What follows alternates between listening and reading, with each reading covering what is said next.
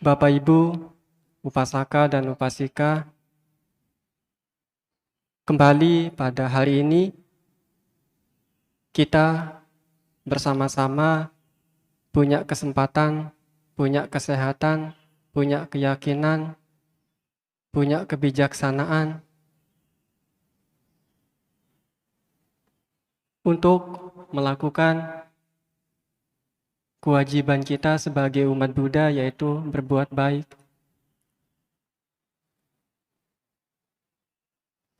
Pada hari ini saya akan menyampaikan apa yang sudah saya berikan kepada petugas yang membuat atau menyalurkan melalui sosmed. Beberapa hari yang lalu saya ditanya, Bante, apa yang akan disampaikan? Saya pada hari ini akan menyampaikan tentang bahaya dari kemarahan.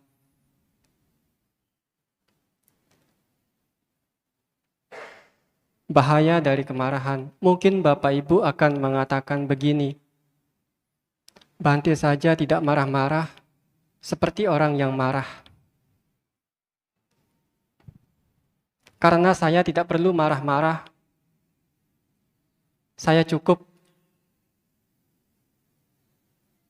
memberikan tampang saya, orang lain akan mengira saya marah.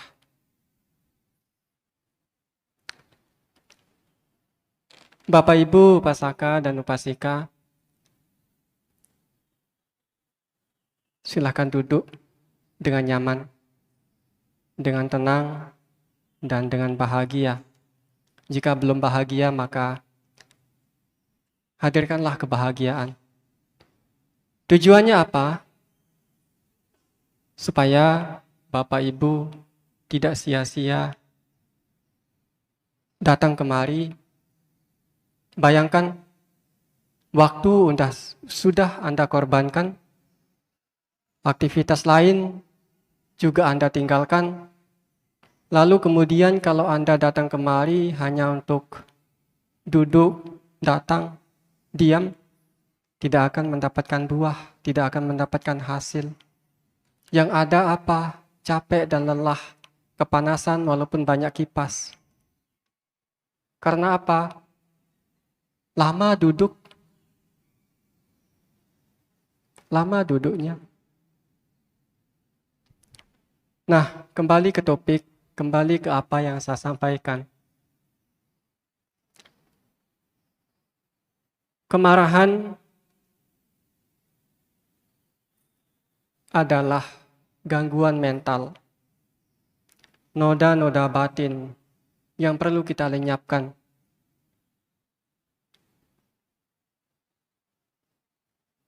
Pada saat batin kita dikuasai oleh kemarahan, sesungguhnya pada saat itu juga kita sedang sangat-sangat menderita. Sangat-sangat menderita. Sedang sakit.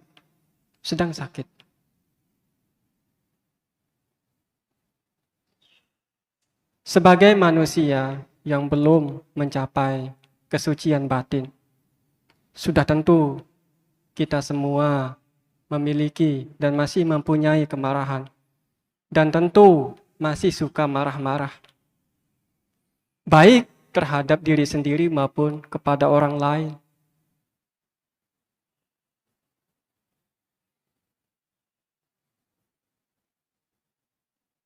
Kemarahan itu biasanya muncul ke permukaan karena disebabkan oleh harapan yang tidak sesuai dengan kenyataan. Harapan yang tidak sesuai dengan kenyataan.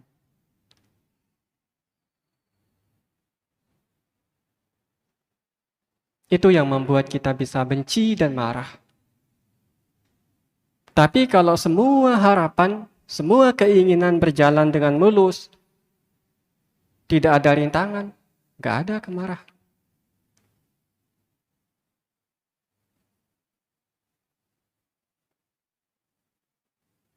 Karena kemarahan itu berakar dari keserakahan, kebencian, dan kebodohan batin.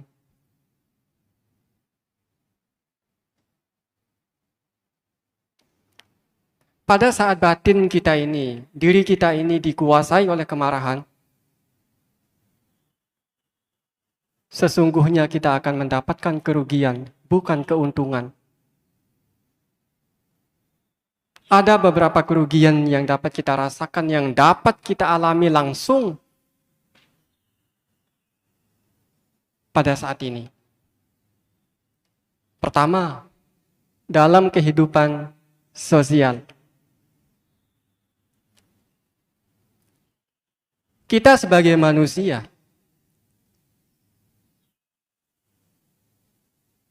sebagai makhluk sosial yang tidak bisa hidup sendiri, artinya membutuhkan orang lain, selalu membutuhkan orang lain.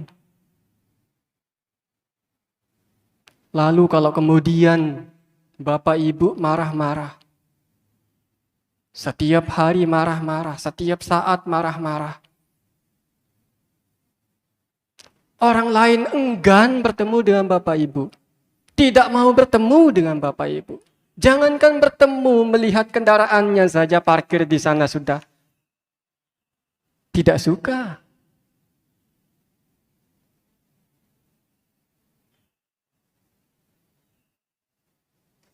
Orang lain akan menjauhi kita. Orang lain akan membenci kita. Tidak ada yang suka dengan kita. Tidak ada yang suka, kecuali sama-sama pemarah.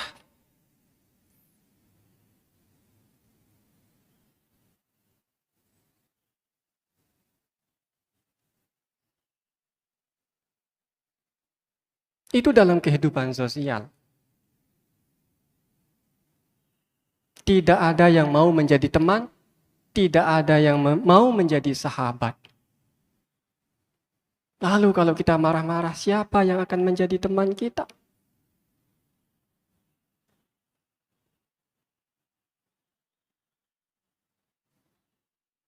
Itu yang pertama. Yang kedua,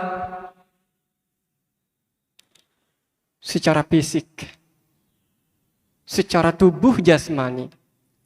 Pada saat Bapak Ibu marah, tubuhnya akan gemetar. Dadanya panas, ya enggak? Dadanya akan panas, tubuhnya akan gemetar.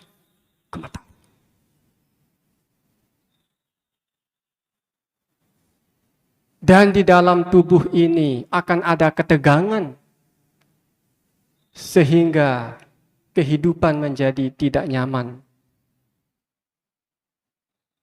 Tidak akan nyaman. Dimanapun Anda berada, walaupun di bawah kipas sebanyak ini, di depan AC atau di bawah AC, kalau kita marah-marah, tempat itu tidak akan pernah nyaman.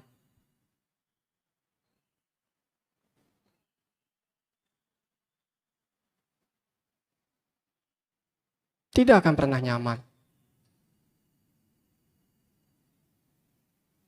Kita mengalami rasa sakit, dijepit oleh siksaan batin. Batin kita tersiksa. Siapa yang menyiksa? Ya diri kita, bukan orang lain. Kemudian secara batin, yang ketiga, kerugian yang ketiga. Secara batin, sudah tentu karena kemarahan itu bersumber dari batin kita. Kemarahan itu adalah noda batin, salah satu noda batin dari sekian banyak noda. Kemarahan itu noda batin. Kalau kita marah-marah, kemarahan itu muncul dalam batin kita. Batin kita akan menjadi gelap. Batin kita akan menjadi kacau. Artinya apa? Tidak bisa melihat, tidak bisa memahami dhamma dengan baik. Tidak bisa memahami ajaran dengan baik, apalagi praktik. Sehingga kalau kita dikuasai oleh kemarahan Bapak Ibu, kita akan mudah mudah sekali untuk melakukan perbuatan-perbuatan yang tercela melalui pikiran, ucapan, dan perbuatan. Karena jangankan melalui tindakan, melalui raut wajah saja, kita bisa kelihatan lagi marah atau tidak. Apalagi orang yang humoris, orang yang suka bercanda, tiba-tiba marah. Bagaimana? Nggak enak sekali dilihat.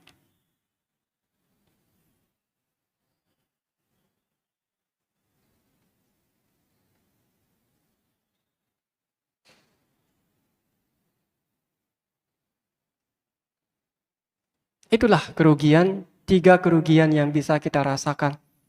Dalam kehidupan ini juga tanpa kita harus menunggu kematian tiba atau kelahiran kembali. Dalam kehidupan ini juga dapat kita rasakan akibat daripada kalau kita suka marah-marah.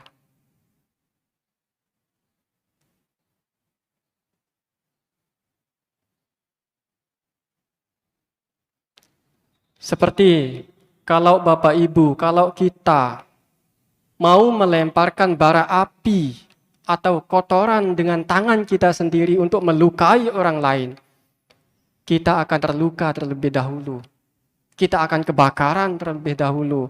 Dan kita akan terkotori terlebih dahulu sebelum orang lain itu terbakar atau terkotori. Demikian pula kalau kita marah-marah, kita merasakan akibatnya terlebih dahulu. Baik secara batin maupun secara jasmani. Nah, Sang Buddha memberikan perumpamaan tentang kemarahan di dalam Leka Sutta, Anguttara Nikaya kelompok 3. Sang Buddha mengatakan, ada 3 orang ini terdapat di dunia. Apakah ketiga orang ini? Orang yang seperti garis yang digoreskan di batu. Orang yang seperti garis yang digoreskan di tanah. Dan orang yang seperti garis yang digoreskan di air.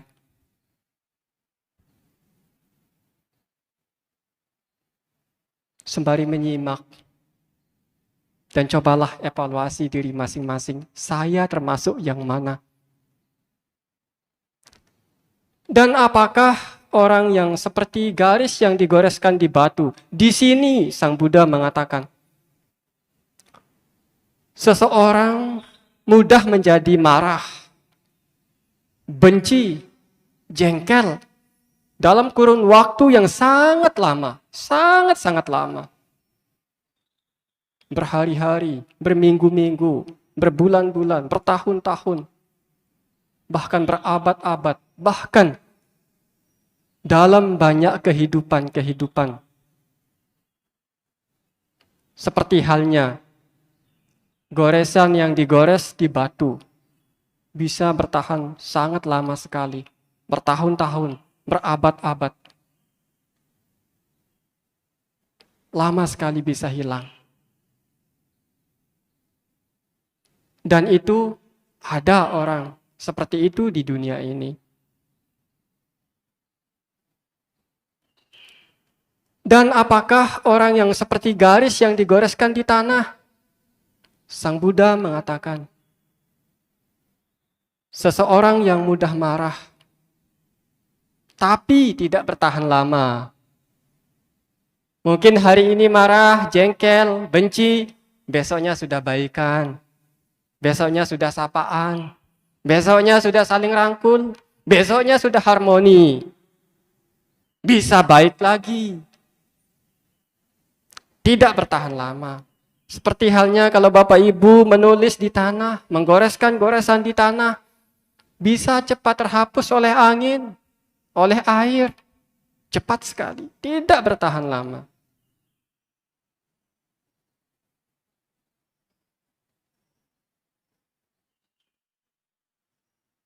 Dan yang ketiga, apakah orang yang seperti garis yang digoreskan di air? Di sini Sang Buddha mengatakan seperti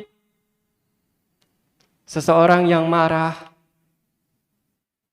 menghujat dengan kata-kata yang tajam, dengan suara yang tidak mengenakkan hati,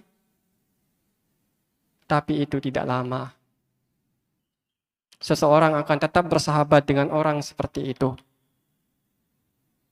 Seperti halnya kita menulis di atas permukaan air.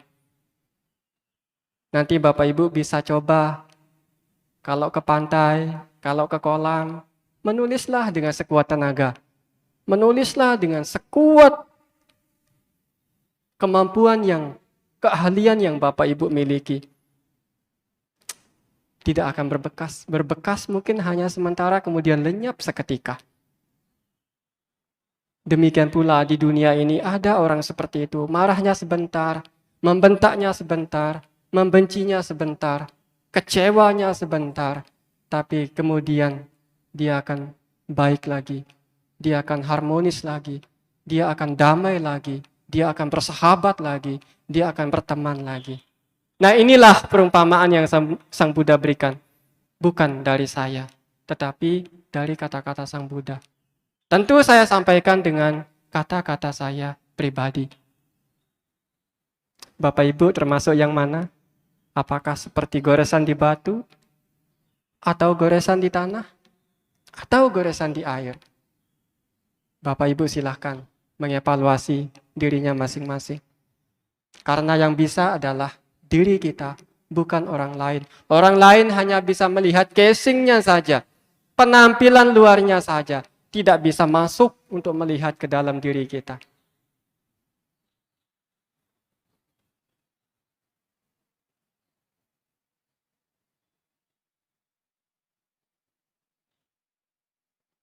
Nah, setelah kita mengetahui bahayanya memiliki kemarahan, bahayanya memelihara kemarahan, bahayanya mempunyai kemarahan, mari kita berusaha hari ini juga untuk melenyapkannya, untuk menyingkirkannya. Karena itu adalah noda, karena itu adalah hama bagi batin kita.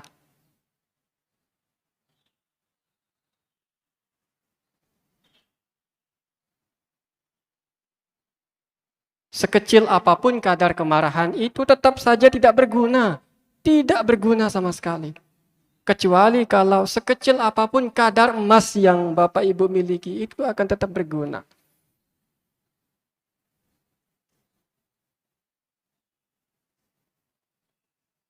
Nah, lalu bagaimana Bante cara mengatasi kemarahan? Sang Buddha juga dalam Anguttara Nikaya memberikan penjelasan bagaimana cara kita mengatasi kemarahan. Yang pertama, kita hendaknya mengembangkan cinta kasih kepada orang yang membuat kita marah. Cinta kasih. Ingat, cinta kasih itu adalah senjata kita supaya kita memiliki batin yang jinak. Setiap hari Minggu membaca Karania Metta Sutta. Setiap hari Minggu Sabe Sata Bhavantu Sukitata. Semoga semua makhluk berbahagia. Sulit Bante? Iya. Sulit memang. Tapi kalau tidak dilatih, tidak diusahakan, tidak dikembangkan, tidak dibiasakan, kapan kita akan menjadi terlatih? Sampai tua, sampai ompong, sampai meninggal? Ya tidak bisa. Itu sebabnya saya berharap untuk duduk dengan tenang, duduk dengan damai, duduk dengan bahagia. Sehingga sepulang dari sini bisa damai dan bahagia. Memancarkan cinta kasih, mengembangkan cinta kasih tanpa batas.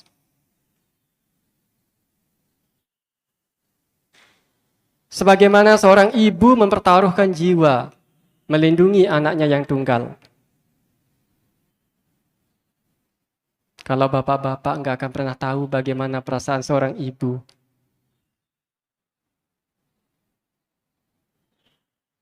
Tapi sebenarnya sama. Cinta kasih orang tua itu luar biasa.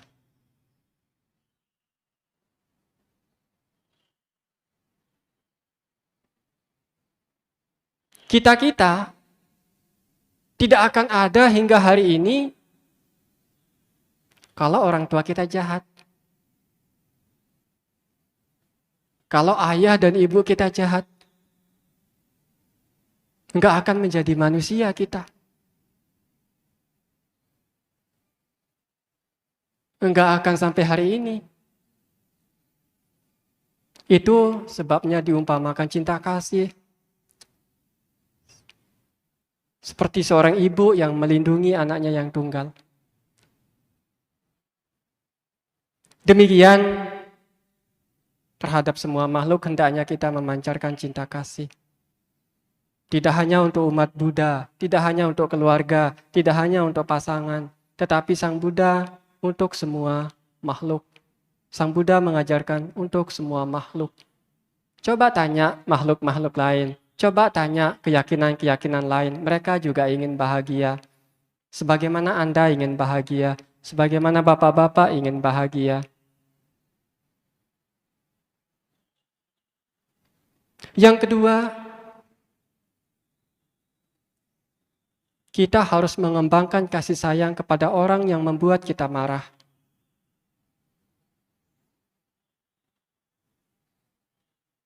Yang ketiga, kita harus mengembangkan keseimbangan batin kepada orang yang membuat kita marah. Yang keempat, kita harus mengabaikan orang-orang yang membuat kita marah. Artinya tidak memperhatikan, tidak memberikan perhatian.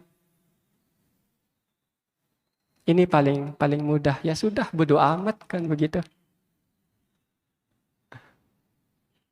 Dan yang kelima, menerapkan kepemilikan kama kepada orang yang membuat kita marah. Dia marah-marah, ya sudah. Dia mewarisi kamanya sendiri. Dia pemilik karmanya sendiri.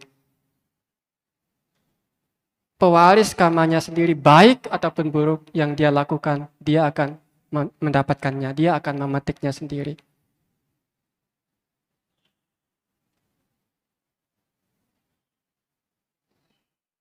Dimarahi itu sudah biasa. Dimarahi itu sudah lumrah di dunia ini. Tapi yang tidak biasa adalah ketika kita dimarahi, kita kemudian membalas. Mungkin membalas lebih kejam lagi. Kebiasaannya seperti itu. Tapi cobalah merenungkan. Ketika kita dimarahi, sekejam apapun itu, baliklah untuk merenung. Siapa tahu, dulu saya pernah memarahi orang.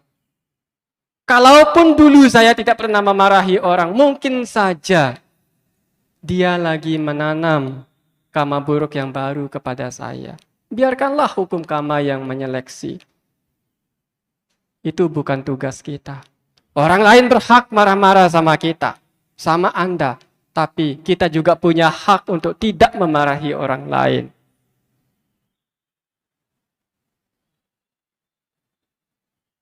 Dimarahi itu enak, Pak? Enak? Enak enggak dimarahi? Enggak enak. Apalagi dimarahi. Apalagi kita yang marah. Begitu. Apakah saya keliru ya mengucapkannya?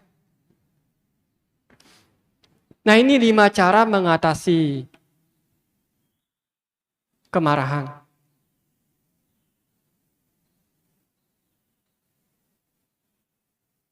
Setelah kita mengetahui, mari kita coba memahami, kemudian menjalani.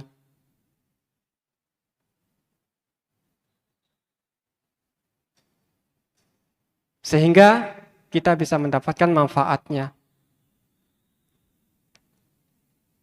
Karena Dhamma ini terkenal dengan cinta kasih. Lalu kalau kemudian kita tidak menerapkan cinta kasih,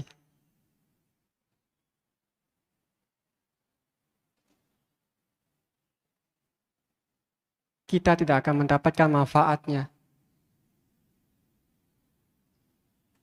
kita harus berlatih sedikit demi sedikit. Karena motivasi terbaik adalah diri kita sendiri. Saya berharap sepulang dari sini, beberapa orang ini pulang membawa cinta kasih sebagai oleh-oleh. Kemudian di rumah Anda bisa mengembangkan cinta kasih. Sehingga di rumah Anda itu semua orang memiliki cinta kasih. Kemudian di keluarga Anda itu, di dalam rumah Anda itu memiliki cinta kasih. Kemudian membawanya di lingkungan sosial. Kemudian dia di lingkungan sosial, lingkungan masyarakat itu mempunyai cinta kasih. Kemudian di lingkungan sosial, lingkungan masyarakat itu membawanya lagi lebih luas. Bayangkan, kehidupan ini akan damai dan harmoni.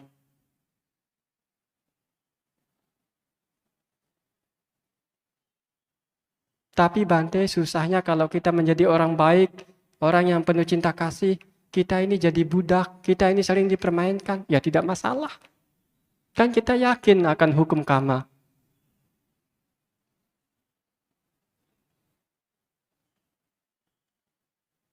Sering dimanfaatkan, ya sudah itu urusan mereka, bukan urusan kita. Biarkan hukum karma yang bekerja. Kita tidak buang-buang tenaga toh. Kita santai. Dan Sang Buddha dalam Anguttara Nikaya juga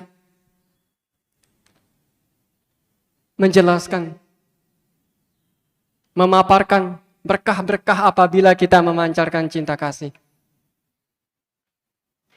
Di antaranya, tidur dengan nyenyak.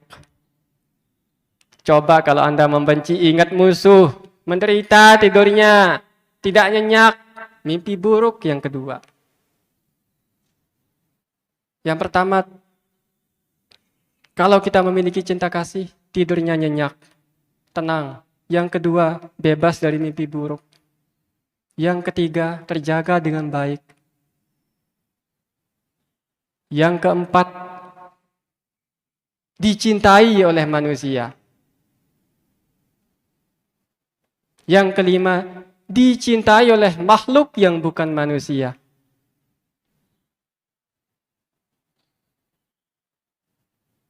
Bayangkan kalau kita memiliki cinta kasih. Makhluk yang bukan manusia pun akan senang dengan kita.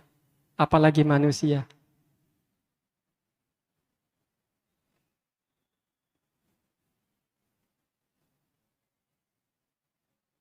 Yang selanjutnya para dewa akan melindungi.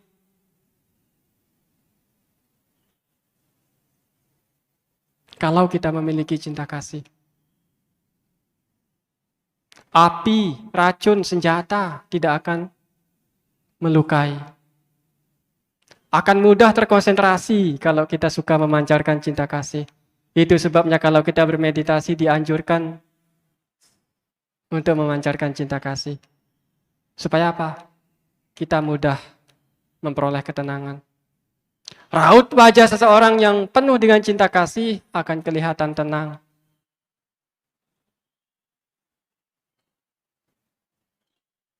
Ketika meninggal dunia, dia akan memiliki ketenangan. Dan kalau tidak memperoleh kebebasan yang lebih tinggi, dia akan kembali terlahir di alam Brahma.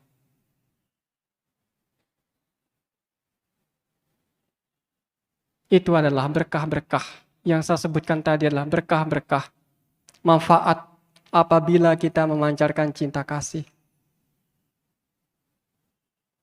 Tidak hanya sekedar melalui pikiran, melalui ucapan, tetapi juga melalui pikiran dan tindakan nyata.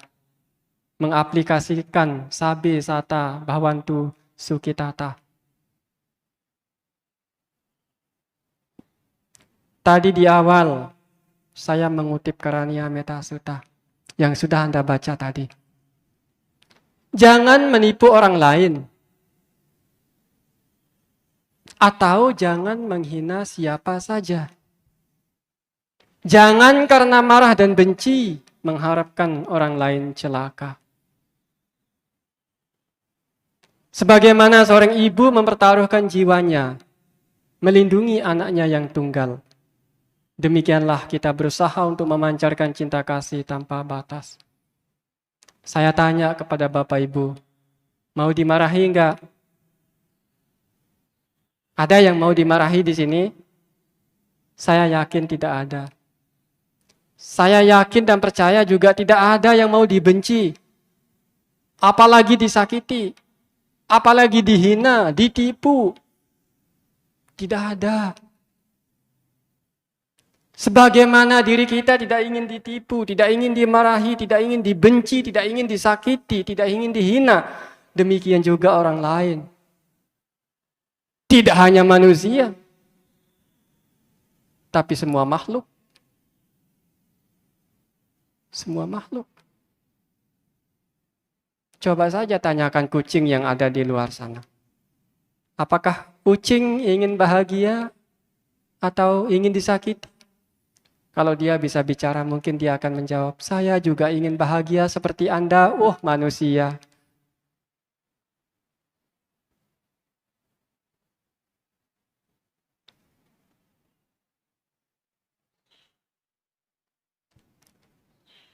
Sebelum kita melakukan segala sesuatu, melalui pikiran, ucapan, dan perbuatan, hendaknya kita melihat dulu ke dalam diri kita. Kalau saya melakukan hal ini, apakah saya juga akan, kalau diperlakukan seperti itu, apakah saya senang atau menderita?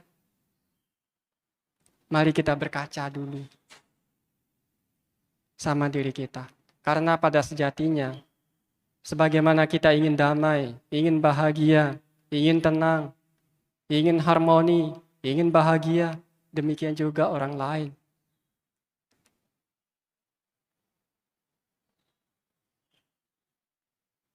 Demikian juga orang lain.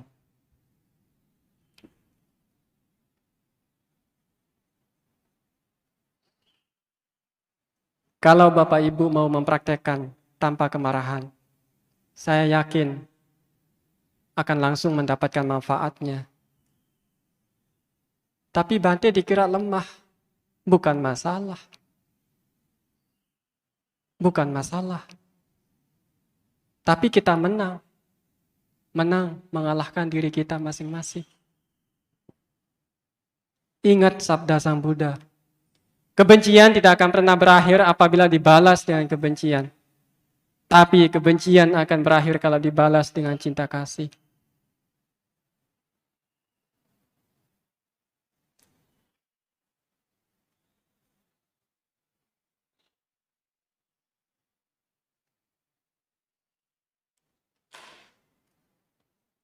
Hanya cinta kasih.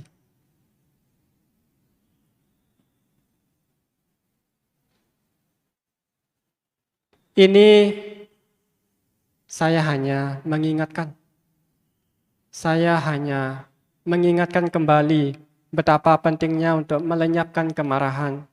Itu bukan hal yang sepele, tapi itu adalah noda, itu adalah sampah, itu adalah gangguan mental yang dapat menjerumuskan kita alam-alam yang menyedihkan. Kalau bukan mulai hari ini, kapan kita berusaha untuk melenyapkannya? Jangan menunggu hingga hari tua. Biasanya kalau sudah tua itu suka marah-marah. Kalau tidak dibiasakan hari ini ketika masih muda, kita tidak akan pernah terbiasa hingga pada hari tua.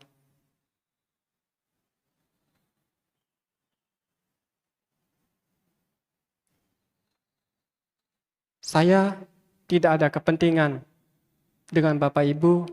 Tugas saya hanyalah mengingatkan kembali, menyadarkan kembali betapa pentingnya memancarkan cinta kasih, betapa pentingnya kita mendapatkan manfaat kalau kita melenyapkan kemarahan.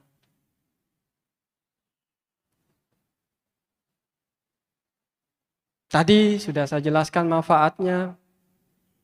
Itu akan menjadi milik Bapak Ibu apabila Bapak Ibu mempraktekkan cinta kasih.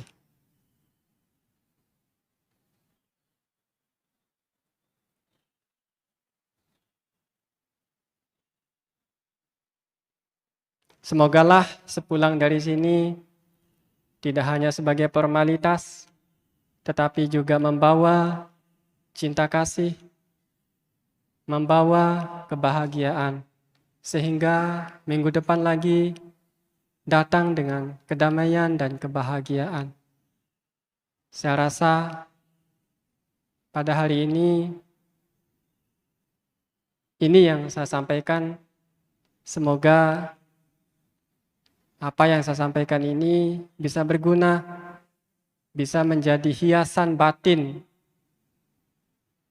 hiasan hati kita masing-masing untuk menjadi manusia yang sesungguhnya, untuk bisa menjadi manusia yang bisa memanusiakan manusia lain, yang bisa memanusiakan makhluk lain.